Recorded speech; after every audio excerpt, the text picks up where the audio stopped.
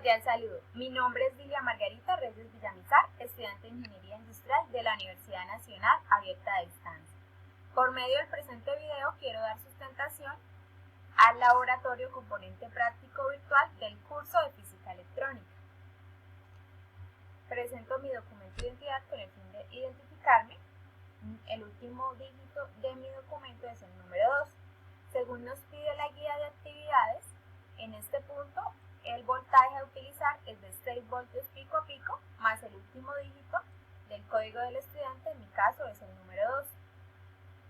Realicé la simulación en el software Tinkercad, entonces voy a presentarles a continuación.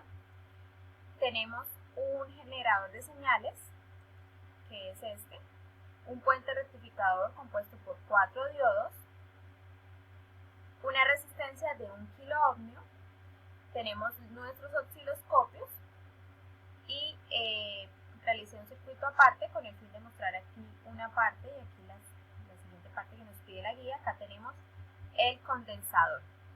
Entonces, pues sabemos que el generador de señales es un dispositivo electrónico que genera patrones de señales tanto analógicas como digitales, es decir, en este caso nos genera la corriente que alimenta el circuito. Funciona en una frecuencia, según nos pide la guía, de 60 MHz. Como dije, la amplitud es de 4 voltios, debido a que pues, la guía me pide que sea de 8 voltios pico a pico, entonces sería la mitad. Bueno, tenemos también el puente rectificador de diodos, que los diodos se encargan de rectificar la señal. Y tenemos los osciloscopios, que son los instrumentos de visualización que nos dan la representación gráfica de la señal eléctrica. Tenemos por último el condensador, que es el encargado de almacenar la energía. Él nos sirve de filtro, estabiliza la corriente. En este caso vamos a ponerlo, como nos pide la guía, que es de 1 microfaradio. Entonces vamos a realizar la simulación. La guía nos pide mostrar la señal antes de la entrada del puente de diodos y mostrar la señal obtenida sobre el condensador. Entonces, realizando la simulación, aquí en este primer circuito podemos ver cómo está la señal antes del puente de diodos, y en el segundo circuito, ya con el condensador, vamos a poder ver, voy a detener acá e iniciar la simulación, vamos a poder ver qué pasa con la señal después del condensador. ¿Cómo funciona? La corriente es generada en este caso por el generador de señales, nos llega al puente de diodos.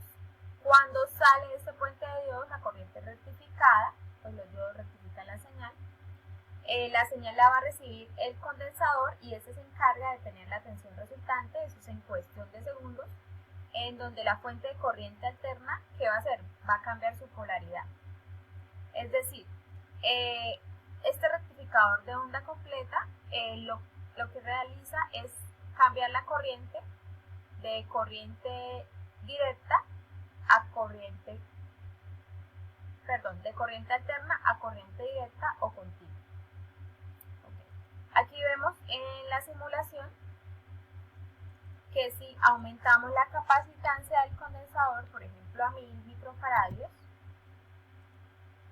voy a detener la simulación, la iniciamos nuevamente, la señal tarda un poco salir, aquí vemos que ya la señal aparece rectificada, es decir, la señal aparece de manera lineal. ¿Qué nos pedía la guía? La guía nos hacía unas preguntas. Dice, si cambio el valor del condensador por un valor más grande, ¿qué pasa con la señal de salida? Es lo que acabamos de ver antes. Si aumentamos la capacitancia, por ejemplo a 1000 microfaradios, la señal va a salir más lineal, es decir, va a salir continua.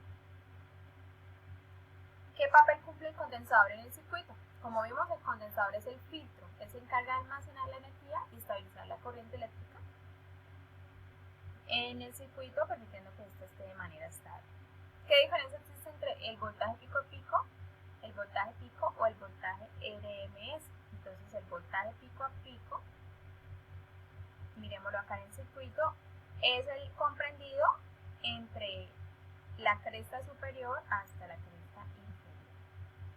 El voltaje pico va desde la línea 0 hasta la cresta superior y el voltaje RMS se calcula pues con una fórmula, en este caso sería el voltaje máximo o voltaje pico por 0,7071, en este caso porque es una onda senoidal. Entonces esta es la sustentación a este punto. Muchísimas gracias.